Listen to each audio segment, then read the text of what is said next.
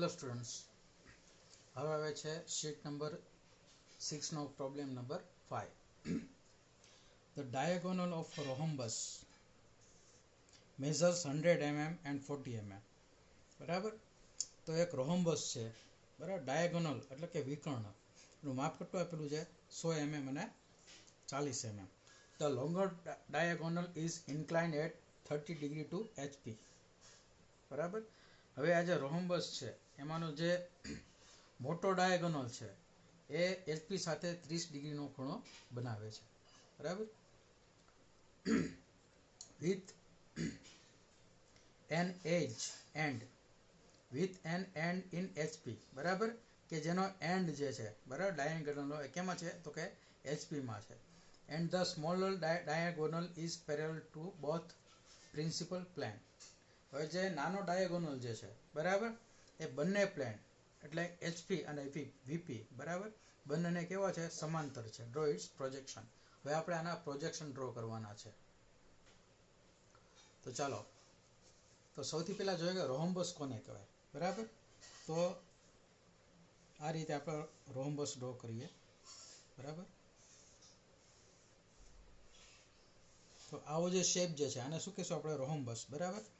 આ major diagonal એટલે મોટો ડાયાગોનલ અને આ માઇનોર ડાયાગોનલ એટલે કે નાનો ડાયાગોનલ. બરાબર. તો આ જે શેપ જે છે એને શું કહેવાય? rhombus. ઓકે. તો સૌથી પહેલા આપણે XY લાઈન ડ્રો કરશું. બરાબર, આ રીતે XY લાઈન ડ્રો કરશું.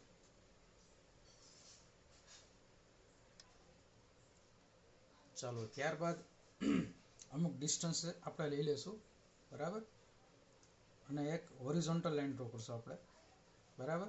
હવે આપણે હોરિઝોન્ટલ લાઈન ડ્રો કરશું. બરાબર, એ rhombusની જે ડાયાગોનલ છે, બરાબર, એ હશે. તો rhombusનો ડાયાગોનલ જે મેક્સિમમ કેટલો છે? 100 mm. બરાબર. તો આપણે હોરિઝોન્ટલ લાઈન ડ્રો કરશું. બરાબર, 100 mm ની આ રીતે.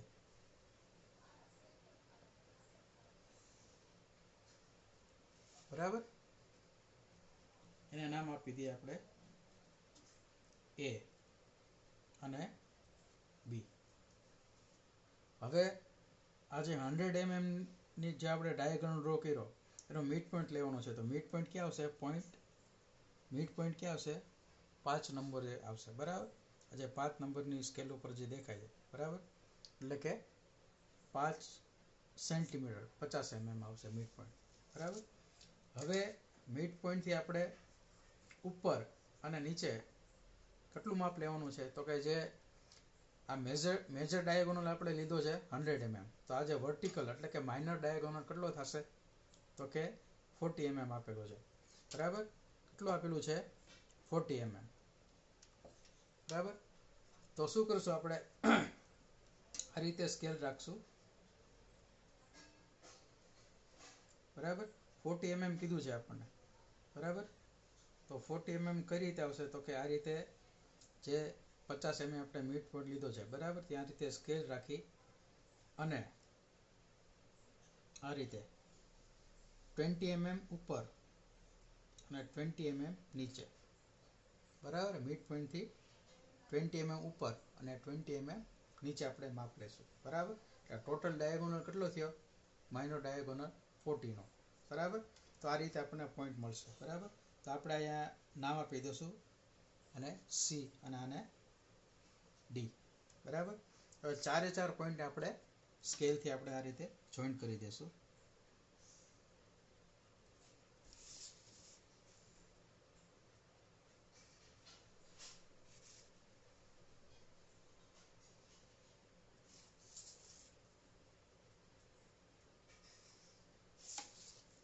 બરાબર.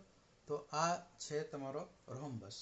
આ છે મેજર ડાયાગોનલ અને આ છે માઇનોર ડાયાગોનલ. 100 mm અને આ 40 mm. હવે આપણે આના પ્રોજેક્શન લેવાના છે XY લાઈન ઉપર આ રીતે. બરાબર, આ રીતે સ્કેલ રાખી અને આના XY લાઈન ઉપર આ રીતે પ્રોજેક્શન લેવાના છે.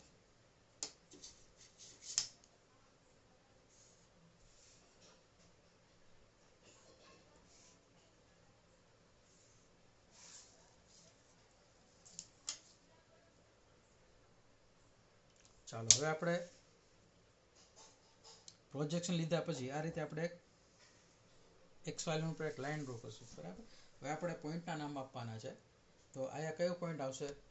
તો અહીંયા પોઈન્ટ આવશે એ વાળી લાઈન છે ત્યાં આવશે એ dash, C dash, D dash અને અહીંયા બી ડેશ. બરાબર. ચાલો હવે એને શું કીધું છે કે જે લોંગર ડાયાગોનલ જે છે, બરાબર, એ લોંગર ડાયાગોનલ એચપી સાથે 30 ડિગ્રીનો એંગલ બનાવે છે.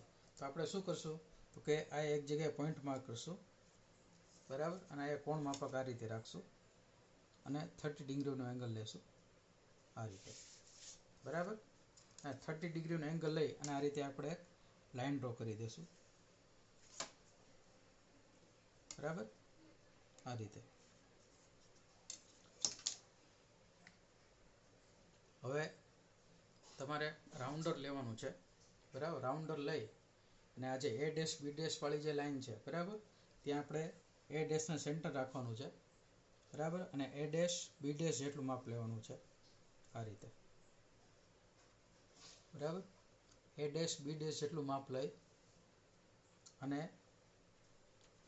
આ એ પોઈન્ટ આપી દેવાનો છે એ ડબલ ડેશ. બરાબર.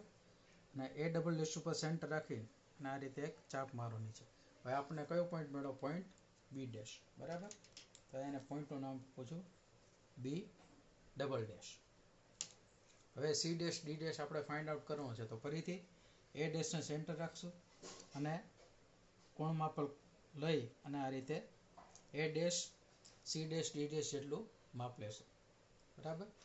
હવે એ ડબલ ડેશ છે એને ફરીથી આપણે સેન્ટર રાખશું અને આ રીતે એક ચાપ મારશું. તો આપણને કયો પોઈન્ટ મળ્યો? તો કે સી ડેશ અને ડી ડેશ. બરાબર. તો કયો પોઈન્ટ મળ્યો આપણને? C dash D dash. બરાબર. અને ડબલ ડેશ નામ આપી દઈએ. ઓકે. તો 3 પોઈન્ટ આપણને મળી ગયા. હવે એના પછી આપણે પ્રોજેક્શન લેવાના છે. બરાબર. આ જે 3 પોઈન્ટ છે ત્યાંથી આપણે વર્ટિકલ આ રીતે પ્રોજેક્શન લેવાના છે. બરાબર.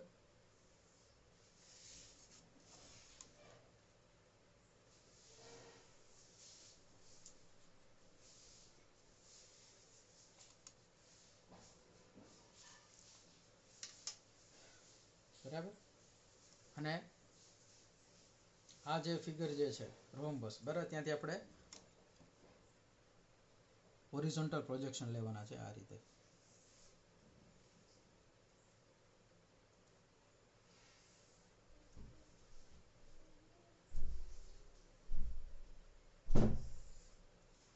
બરાબર. તો વર્ટિકલ અને હોરિઝોન્ટલ પ્રોજેક્શન લીધા પછી હવે આપણે પોઈન્ટ મેચ કરવાના છે. તો અહીંથી આપણે સ્ટાર્ટ કરીએ તો પોઈન્ટ ડી છે. બરાબર. તો ડી વાળી જે હોરિઝોન્ટલ લાઈન છે એ લાઈન અને આ જે આપણે 30 ડિગ્રી એંગલે જે લાઈન ડ્રો કરી છે, બરાબર, એ 30 ડિગ્રી એંગલ વાળી લાઈનમાં ડી ક્યાં છે? તો કે આ બાજુ છે. બરાબર. D double dash. તો આ ડી વાળી લાઈન અને ડી ડબલ ડેશ વાળી લાઈન ક્યાં મેચ થાય છે? તો કે આ પોઈન્ટ ઉપર. તો અહીંયા પોઈન્ટ આપી દો D1. એ રીતે એ વાળી લાઈન અને અહીંયા એ વાળી લાઈન અને ડબલ ડેશ વાળી લાઈન અહીંયા મેચ થાય છે એટલે અહીંયા નામ આપી દો A1. પછી એ રીતે અહીંયા સી વાળી લાઈન અને સી ડબલ ડેશ C1. પછી આ બી વાળી લાઈન અને બી ડબલ ડેશ તો કે B1. બરાબર. તો 4 પોઈન્ટ આપણને મળી ગયા. હવે આને આપણે સ્કેલથી આ રીતે જોઈન્ટ કરી દઈશું.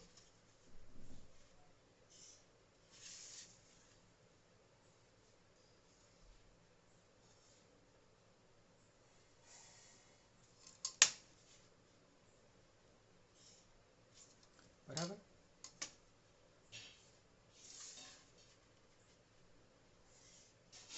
આ રીતે આપણે ને જોઈન્ટ કરી દઈશું.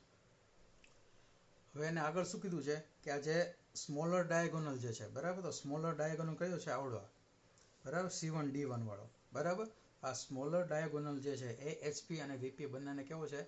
પેરેલલ છે. બરાબર. તો આ ફિગર જે છે, બરાબર, આ રીતે આડી છે. તો આપણે એને કઈ રીતે કરી દઈશું? આ રીતે સીધી કરી દઈશું. તો આ જે ડાયાગોનલ જે છે સ્મોલર C1 D1, બરાબર, એ આ રીતે આવશે. બરાબર. તો ફિગર જે છે આડી છે તો એની બદલે આ રીતે ઊભી થઈ જશે. બરાબર. તો ફિગર આ રીતે જ્યારે ઊભી થાય તો આ જે સ્મોલર ડાયગોનલ છે C1 D1 બરાબર એ HP અને VP બંનેને કેવો હશે પેરેલલ હશે બરાબર. તો આ ફિગરને આપણે આ રીતે ઊભી કરવાની છે બરાબર. તો હવે શું કરવાનું છે તો કાયા અમુક ડિસ્ટન્સ રાખી અને એક વર્ટિકલ લાઈન લેવાની છે આ રીતે બરાબર. આ તે વર્ટિકલ લાઈન લીધા પછી બરાબર કોઈ પણ એક જગ્યાએ પોઈન્ટ લેવાનો છે આ રીતે. એ પોઈન્ટ આપણે નામ આપશું A2 બરાબર. આ A2 પોઈન્ટ છે એને આપણે આ નામ આપ્યું બરાબર. હવે A1 અને B1 આટલું માપ લેવાનું છે પરિકર ઉપર બરાબર. આ રીતે A1 B1 જેટલું માપ લઈ બરાબર. A2 ને સેન્ટર રાખીને આ રીતે આપણે ચાપ મારવાની છે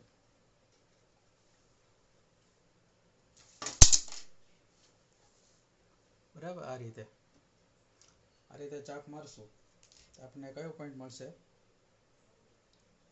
B2 બરાબર. હવે જે ડાયગોનલ મેચ થાય છે ત્યાં આપણે એક પોઈન્ટ O આપી દઈએ બરાબર રેફરન્સ માટે. હવે A1 O જેટલું માપ લેવાનું છે બરાબર. A1 ને સેન્ટર રાખીને A1 O જેટલું માપ લેવાનું છે. A2 ને સેન્ટર રાખીને આ એક ચાપ મારવાની છે તો આપણને પોઈન્ટ મળશે પોઈન્ટ O2. હવે O2 જે છે બરાબર ત્યાંથી આપણે હોરિઝોન્ટલ લાઈન લેવાની છે બરાબર અમુક ડિસ્ટન્સ સુધી. હવે આ જે O પોઈન્ટ છે બરાબર તેને સેન્ટર રાખવાનું છે બરાબર. O1 D1 જેટલું માપ લેવાનું છે બરાબર અથવા તો O1 O C1 જેટલું માપ લેવાનું છે બરાબર. અને O2 ને સેન્ટર રાખી આ રીતે બે બાજુ ચાપ મારવાની છે બરાબર. એક આ ડાબી બાજુ અને એક આ જમણી બાજુ બરાબર. તો આપણને બે પોઈન્ટ મળી ગયા છે બરાબર. એક C1 અને D1. C2 કરશું આપણે અહીંયા D2 કરશું બરાબર. તો આ જે 4 પોઈન્ટ જે છે એ આપણે સ્કેલથી જોડી દઈએ આ રીતે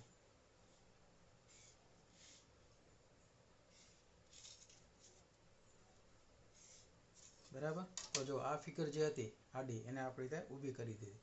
તો આ સ્મોલર ડાયગોનલ જે છે બરાબર એ HP અને VP બંનેને કેવો થઈ ગયો પેરેલલ બરાબર. હવે આપણે અહીંથી વર્ટિકલ પ્રોજેક્શન લેવાના છે બરાબર. આ જે ફિગર જે છે ત્યાંથી આપણે વર્ટિકલ આ રીતે પ્રોજેક્શન લેવાના છે અને આ જે 30 ડિગ્રી વાળી લાઈન છે ત્યાંથી આપણે હોરિઝોન્ટલ પ્રોજેક્શન લેવાના છે આ રીતે.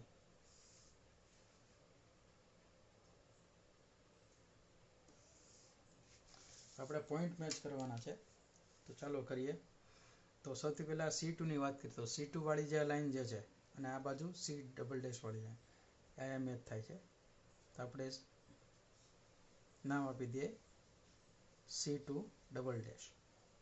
પછી A2 અને B2 વાળી લાઈન જે છે બરાબર તો એ નામ આપી દઈએ B2 ડબલ ડેશ અને A2 ડબલ ડેશ. અને છેલ્લે આ D વાળી લાઈન છે અને આ D ડબલ ડેશ છે તો D2 ડબલ ડેશ. આ ચારે ચાર પોઈન્ટ આપણને મળી ગયા છે. હવે આપણે આને સ્કેલથી જોઈન્ટ કરી દઈએ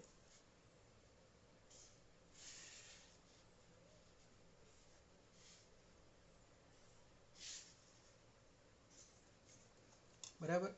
તો આ તમારો થઈ ગયો રોમ્બસ બરાબર. લાસ્ટમાં એને કીધું હતું કે આ જે સ્મોલર ડાયગોનલ છે HP અને VP ની બંનેને પેરેલલ હોય છે એટલે આપણે આવી ફિગર દોરવી પડી